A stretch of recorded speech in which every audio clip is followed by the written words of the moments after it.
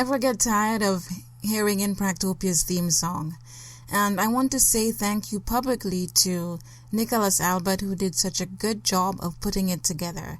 It's catchy, it's so simple, and I think it's just perfect for the overall objective of Impractopia, to connect a wonderful place to people sharing more about the Caribbean, and I think it just says it all, Impractopia.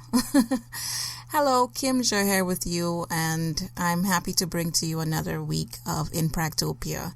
It seems like just a couple days ago I was saying welcome to Impractopia, and here I am saying it again. It just goes to show how quickly time flies, and I hope you've been having fun while time has been going by. Today on the show we have Rumshop Ryan, whose real name is Ryan Van Dennebiel. He is a blogger and Caribbean traveler, and I'm very happy that he agreed to be on the show. We also have, it's all about the rum today. Did you know international Caribbean rums? And of course, we will end the show with Ode to the Caribbean and the announcement of next week's guest. And as always, before we get things going, we have announcements. Last week, I had mentioned we improved on the visibility, the quality of the website, making it lighter, brighter, more interactive, easier to maneuver. We also added some really nice opt-in forms because you know how they say in this world that the subscriptions are important. It's the only way we can communicate with you, let you know what's happening. So we really encourage you to take part in that nicety of the website. Sign up to get our podcast updates, and when we have freebies, good things that are happening, so that you can be among the first to know about it. Also, I have this crazy thought in my head that we can get 200 plus downloads in 1 week. It's totally possible. Every day we're getting downloads, but I think that maybe it's time to put out a challenge there to really push and, raise the numbers as much as we can. So I'm challenging everybody that I know to invite some of their people to download the podcast either from the website, on iTunes, on Stitcher. So these are the things that I see in my head that's really possible, and I know with your help we can make it happen. And also, I would really love to get emails from you. I'm actually asking people to email me, info@impractopia.com. Tell me what you think. You're downloading the podcast. I know you're liking it. So please write a comment on the website or iTunes or Stitcher. And like I had said last week, we'll post it on the website and also have a special segment on the show to read your comments. Okay? Do it. And now, without further ado, let's get this show on the road.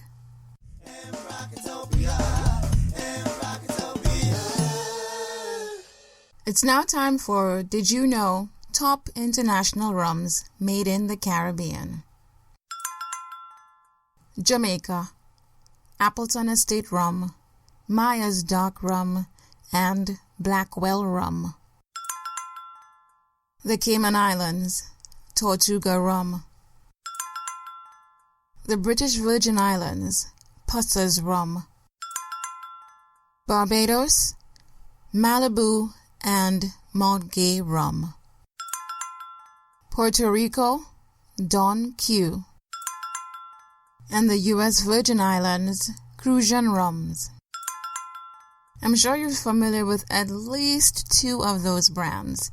That list, by the way, is also available on islands.com. And now my chat with Ryan Van Dennebiel, also known as Rumshop Ryan, blogger and Caribbean traveler. Ryan, you are from Kansas. You're a real Midwest boy. That's and right. Now you live in Florida. So give us a little bit of your story, how that came to be. Right. So I went to college in Southeast Kansas at a little school called Pittsburgh State University. And my senior year was a really, really bad winter. And my car got stuck in the snow like 3 times in 1 week. And so I knew I wanted to live where people vacation. And I'd only been to the ocean one time down in Texas before that. but I knew I just wanted to live by the coast. I didn't want to go back to Kansas City like everybody else. And I put up this big map on my wall of like the United States and did all the pros and cons on like Texas, Arizona, and Florida. And I figured if I was going to go south, I might as well go all the way. So I ended up in Southwest Florida in Naples, and I've been living here ever since. Naples is in Southwest Florida. We're only probably about 3 hours from the Keys, but we also do have a ferry boat that goes right to Key West. And who knows what the future holds? You know, I have a whole bunch of friends who live in the Keys and a bunch of friends who live in the USVI. So who knows? I might be making my way to even further south. Okay, so my story is kind of different. It's flipped. I came from the tropics, from the Caribbean, all the beaches, and now I live in Chicago. So Ryan, you've been to quite a few Caribbean countries. Can you tell me how many? Talk a little bit about that. I believe I've been to about 13 or 14 of them. And then, you know, even more islands than that because, you know, like I've been to the Bahamas probably 5 or 6 times, not just one country, but they have over, you know, 700 islands, they like to say. And that's a real special place for me. Yeah, it's close to Florida, the United States, but it's still a different world. Especially the out islands of the Bahamas are just, you know, that's where you get away from all the tourist attractions of Nassau and you get to the real Bahamas, I think. You know, the people and the food and everything's a little bit slower paced. And that's what I like about the Caribbean is that it's, you know, I know that it's very touristy in some different places, but I like to get away from the tourist hubs and I like to experience the real stuff that the islands have to offer and go to, you know, rum shops and go to local places and really kind of explore what the entire atmosphere is about and get to know an island. And I don't think you can do that on a cruise ship. So Ryan, yeah, I really like that you talked about wanting and loving more about the islands and not necessarily seeing them as a tourist, but getting to know the people, getting to know the culture, and, you know, share some of your experiences. And you've been to the Bahamas, and I read that you've been to some of the Dutch islands, you've been to some of the English-speaking islands. Is there something special, something that binds all of the islands together, or are the experiences different you found in the language barrier countries? I think every island kind of shares a little bit of a, you know, an atmosphere, I would say. They're all, you know, really laid back and life is a little bit slower. The people, I think, generally are really, really friendly and will, you know, do anything for you and really help you out. I think it's just a small community type atmosphere and people like to help each other out. Some of the other islands, you know, different languages, you know, some of the French islands like St. Bart's and the north side of St. Martin. Things are a little bit different, I think, on the French islands as opposed to anywhere else. And you do have a little bit of a language problem there, but I think most people do speak English. But I think they appreciate it a lot more if you try to speak French, you know, say your bonjours and your mercis and stuff like that. I think they really appreciate that, and that goes a long way with them being more hospitable towards you. Mm-hmm. But, yeah. What about the infrastructure? I'm from St. Lucia. You know, we have some British and French history, and I used to travel to Martinique regularly because we would just get on the boat, and in 90 minutes you're there. And my first experience with Martinique, you know, being an island in the Caribbean, small, but it's a department of France. They're so much more advanced infrastructure-wise. They have the huge highways, and did you see that? Is there a lot of infrastructural difference from island to island in terms of what looks like more big city as opposed to still keeping that old small island feel? Yeah, you can definitely see that. You know, my experience on St. Bart's and the Puerto Rico, the U.S. Virgin Islands, I think because those are territories of bigger countries of the U.S. and France, I think that there's a lot more money coming into those territories, so the roads are nicer. Some of the infrastructure as far as telephone and water and power is a little bit better. But then, you look at some of the smaller islands that are countries by themselves, and their infrastructure probably isn't as good, but that's not a bad thing. I think part of that is them just, finding their way, and part of that is just island charm. If the power goes out for 5 minutes, that's just part of island life. And, I think that's just part of the charm of getting to know a place, and I kind of like it. So. Okay. So, Ryan, tell me how, a developed country, U.S. kind of boy finds his way in the small island, slow pace of living kind of charm. Is that something you think that was in you, or is it from learning and reading and wanting to be near the water that made you think that you could fit into that kind of lifestyle? That's a good question. I've never been asked that before. Now that I think about it, I think that's being from Kansas in the Midwest. I think that it's a slower pace of life there. Kansas City is not a real big town, and I actually grew up south of Kansas City in a small town. And so things kind of move slower there, and maybe that's what draws me to the islands a little bit. If I was from, a big city like Chicago or New York, and then I went to the islands, I think it might be so much of a culture shock. I might not be able to handle it, but maybe the Kansas background probably might have something to do with that. I'd never even thought about that before, but yeah, that might have something to do with it. There you go, genius at work right here. I like it. So Ryan, you have a blog called Rumshop Ryan. Now, yes. The Rumshop may not necessarily be a good term, but it's something that's found in the islands, and it goes back a long, long, long way. How Right. do you tie yourself to the name Rumshop Ryan? Well, I've never heard of a negative term, towards a rum shop. And my idea of a rum shop is a small neighborhood shack or a little bitty restaurant, hole-in-the-wall place where black, white, rich, poor, everybody gets together and talks about sports and politics and this and that. And I kind of wanted my website to be like that. I wanted, it doesn't matter who you are, what you look like, what your job is. I wanted you to be a part of Rumshop Ryan and the Castaways and share in a common passion for the islands. And it just so happened that Rumshop goes pretty good with Ryan, and so I just put it together. You're so right.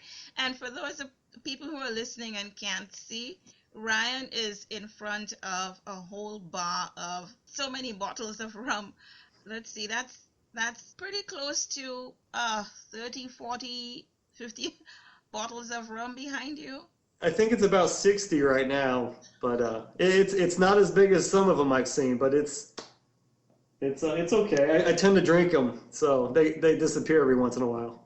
It's your Caribbean collection. That's right.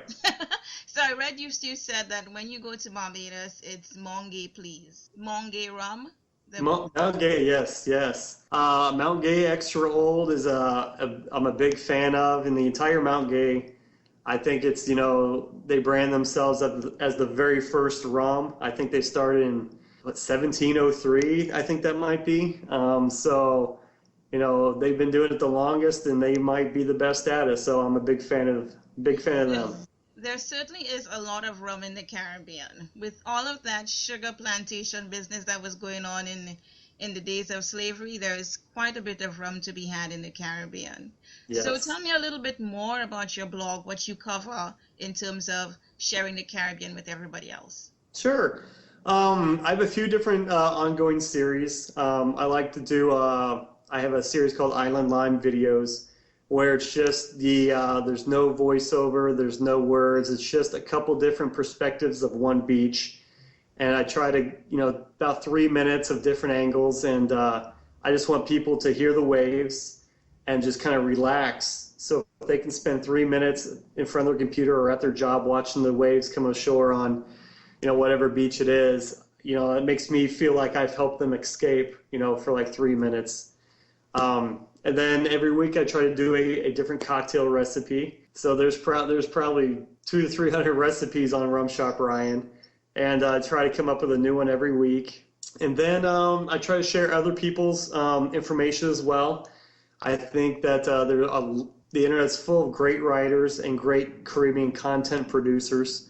And so on Fridays, I try to find the best of those and put them in together into a post I call the Caribbean Weekly Wrap Up, and share other really good stories.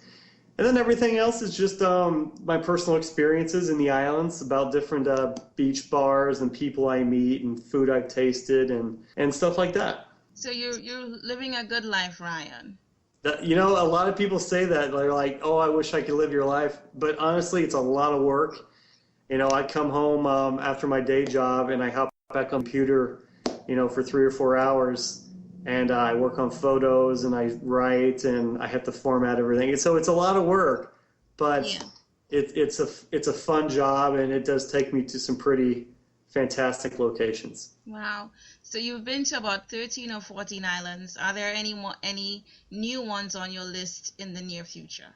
There are. I'm actually taking a catamaran cruise through the British Virgin Islands in October. And I've only been to one of the BVI islands so far, which is Yost. And but we're going to hit all the rest of them during our trip.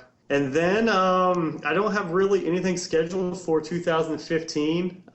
There's a country music festival happening on St. John in March or May, I believe. And then other than that, every once in a while some press trips pop up, and I go down for 3-4 days and visit an island. And that's about it. So things kind of happen spontaneously, so I just kind of let it go. Okay, so you need to put on your vision board that you need to come down to the Eastern Caribbean.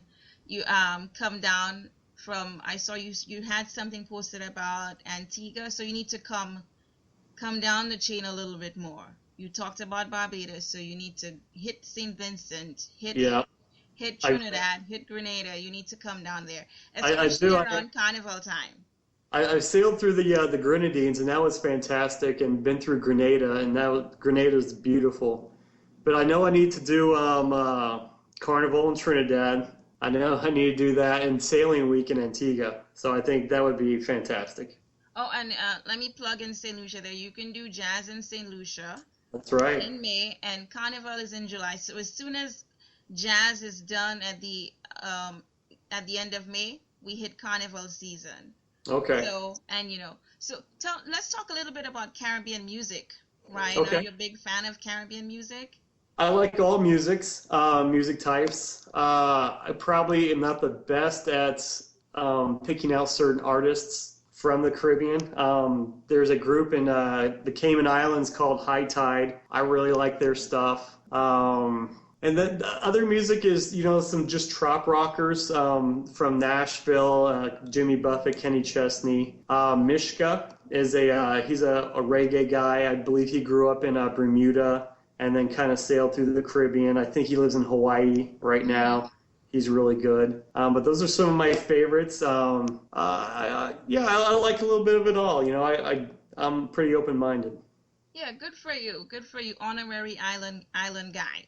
Yeah, I Living try. up in the sunshine.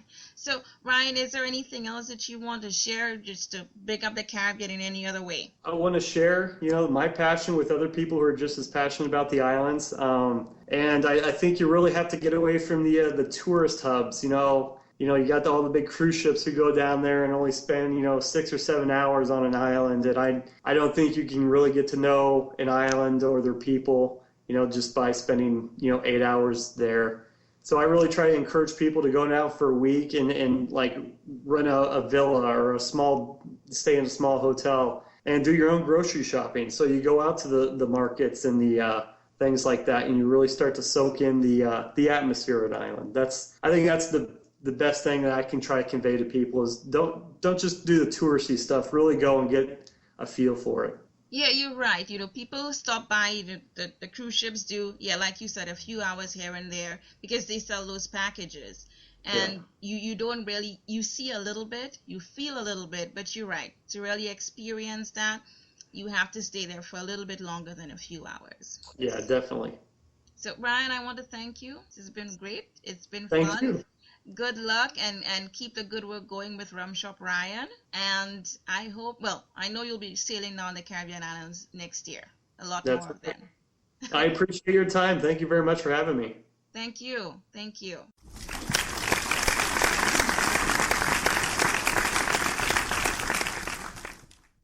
That was Rumshop Ryan, everybody. And look out, if ever you're down in one of the islands and you bongs up with him, say hi, okay? And I'm sure he'll be more than happy to buy you a local drink. Our quote today is from Penelope Cruz, who says, I really like the Caribbean. Any place in the Caribbean. I get there and feel like a monkey. The perfect state. Need I say more? Anyway, that's our show for this week. Next week, I am elated to announce that Miss Frances Ann Solomon, filmmaker extraordinaire, will be my guest. And trust me, she has a lot of insightful things to say about Caribbean film. So look out for that. And in the meantime, don't forget to help us meet our download goal.